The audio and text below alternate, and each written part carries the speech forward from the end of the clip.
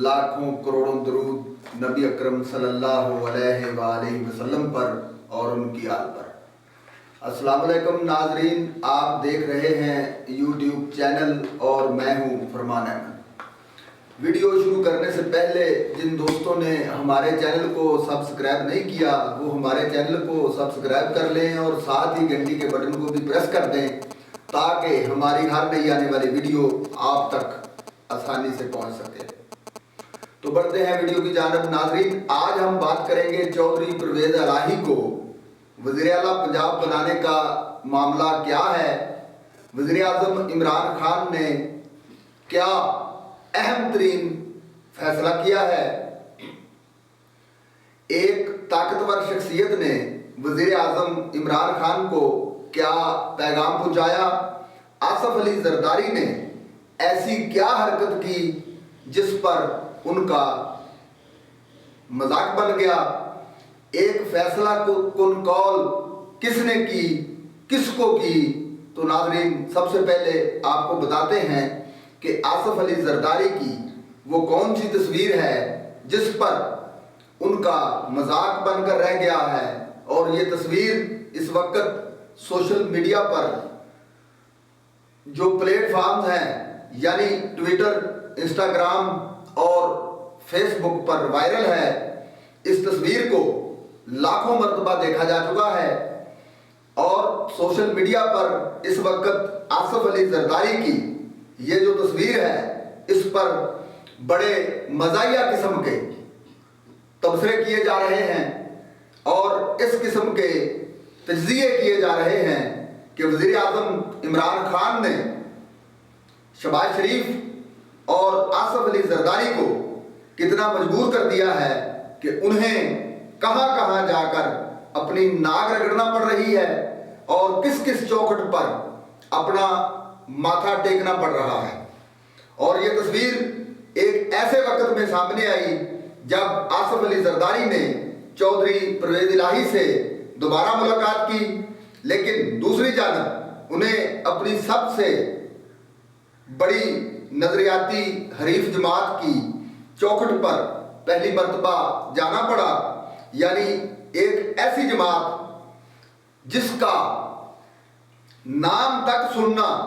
Peoples party द्वारा नहीं करती, और वो पीपल्स पार्टी को इस जमात के सरबराह के दर पर जाकर सजदा करना पड़ा। वज़ीर आज़म इमरान खान ने इतना मजबूर कर दिया है आसफ अली जरदारी को, जमात इस्लामी जिसका कौमी असम्बली में सिर्फ एक वोट है, एक मेंबर है जमात इस्लामी का कौमी असम्बली में, और ये पीपल्स पार्टी के साथ जिसका शदीद तरीन इख्तलाफ है, आसफ अली जरदारी उसी जमात के सरबराह, उसी जमात के अमीर सिराजुल हक से एक वोट की भीख मांगने के लिए उनके दर पर पहुंच गए। और ये जो एक रुकन है जमात इस्लामी का, इसके मुतल्लिक आपको बताएं कि ये ना तो अपोजिशन का साथ देता है कौमी असम्बली में और ना ही ये हुकूमत का साथ देता है। सेनेट में जो हफीज शेख और यूसुफ रजा गिलानी का मार्का हुआ था कौमी असम्बली से, उसमें भी जमात इस्लामी का ये वोट जो है ना ये अपोजिशन के हक में पड़ा था और ना ये वोट हुकूमत के हक में पड़ा था। और वज़ीर आज़म इमरान खान ने जब इत्मीनान का वोट लिया था उस वक्त भी जमात इस्लामी का ये वोट गैर जानबदार ही रहा था, और उस वोट के लिए आसफ अली जरदारी मौलाना सिराजुल हक के दरवाजे पर नाक रगड़ रहे हैं। ये जो एक वोट है इसकी भी बहुत वैल्यू हो गई है। अब चूंकि नंबर गेम पूरी करने में बड़ी मुश्किलात का सामना है अपोजिशन को, इसलिए आसफ अली जरदारी ने खुद सिराजुल हक की चौखट पर पहुंचकर और उनकी मिन्नत समाजत की कि आपका ये जो एक वोट है ये तहरीके अदम एतमाद के हक में पड़ जाए तो हमें बड़ा फायदा हो जाएगा। लेकिन हुआ क्या? हुआ ये कि इतनी मिन्नतें, इतने तरले करने के बावजूद सिराजुल हक साहब ने तहरीके अदम एतमाद की यकीन दहानी नहीं करवाई। البتہ اسی ملاقات کی جو تصویر جاری ہوئی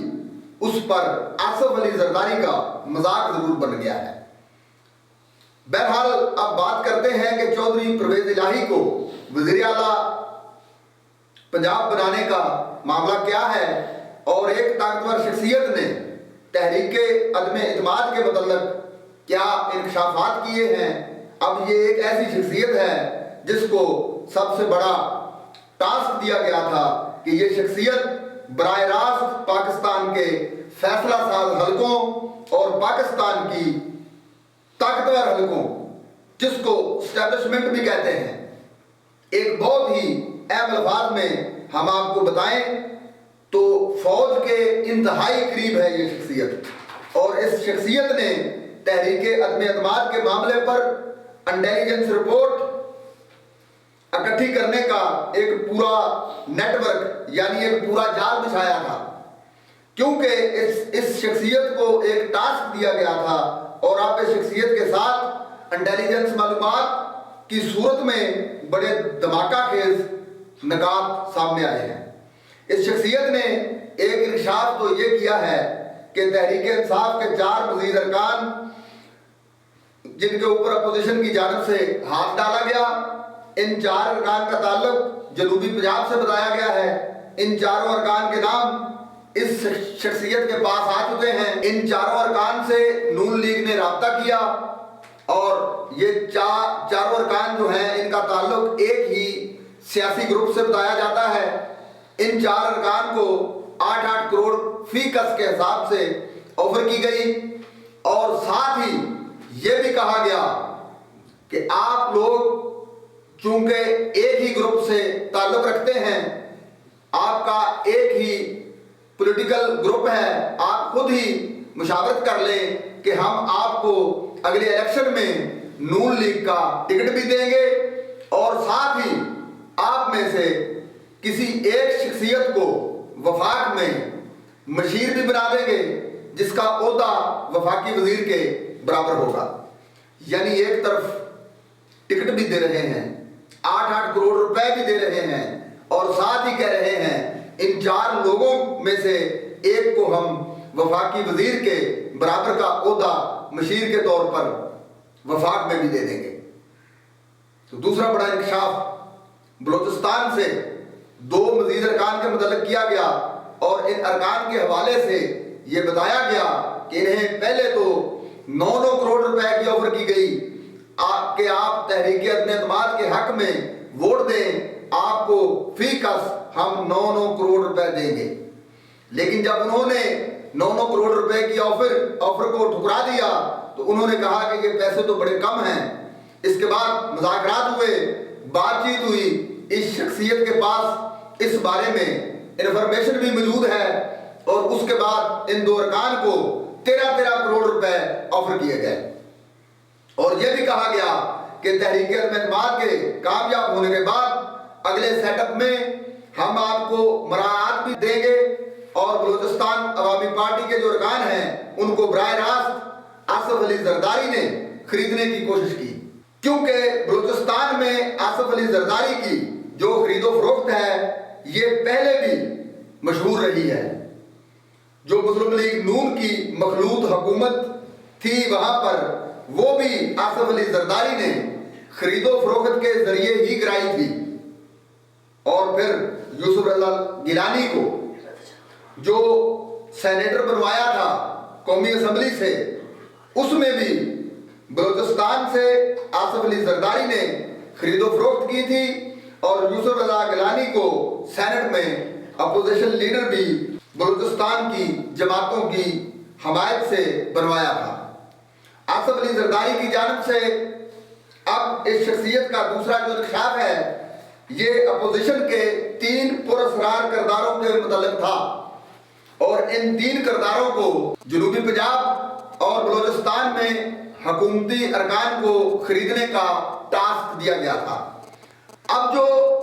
انٹیلیجنس رپورٹ آئی ہے اس انٹیلیجنس رپورٹ میں ان 3 کرداروں کے نام بھی آ گئے ہیں،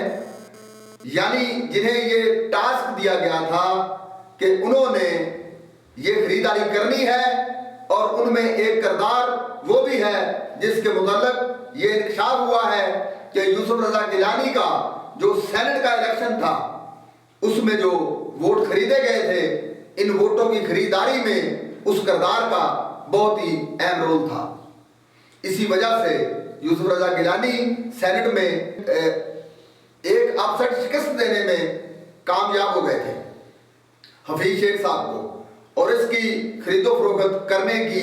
جو قابلیت ہے، اسی کے باعث اب دوبارہ اس کو ٹاسک دیا گیا کہ جس طرح کی خرید و فروخت آپ نے پہلے کی تھی، اب دوبارہ تحریک عدم اعتماد کے حوالے سے بھی وہی خرید و فروخت کریں۔ اس شخصیت کا تیسرا انکشاف یہ تھا کہ اپوزیشن کی خرید و فروخت کے متعلق 2 انٹیلیجنس رپورٹس جو ہیں یہ براہ راست وزیر اعظم عمران خان کے پاس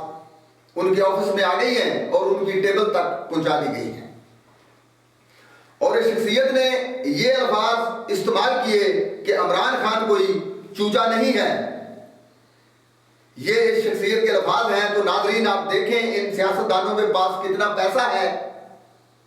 ایک ووٹ کے لیے 13 کروڑ روپے کی آفریں کی جا رہی ہیں، اور ساتھ ہی ساتھ وزارتیں دینے کا وعدہ بھی کیا جا رہا ہے۔ آپ خود دیکھ لیں کہ ملک قرضوں میں ڈوبا ہوا ہے، مہنگائی نے غریب آدمی کے منہ سے نوالا چھین لیا ہے، اور دوسری طرف اسمبلی میں ایک ووٹ خریدنے کے لیے کروڑوں روپے آفر کیے جا رہے ہیں۔ تو میرے پیارے پاکستانی بھائیوں، جو بندہ ایک ووٹ کے لیے کروڑوں روپے خرچ کرے گا تو آپ خود سوچیں کہ جب وہ اقتدار میں آئے گا تو پھر اس ملک کے ساتھ کیا کھلواڑ کرے گا۔ ظاہری بات ہے جس بندے نے کروڑوں روپے خرچ کرنے ہیں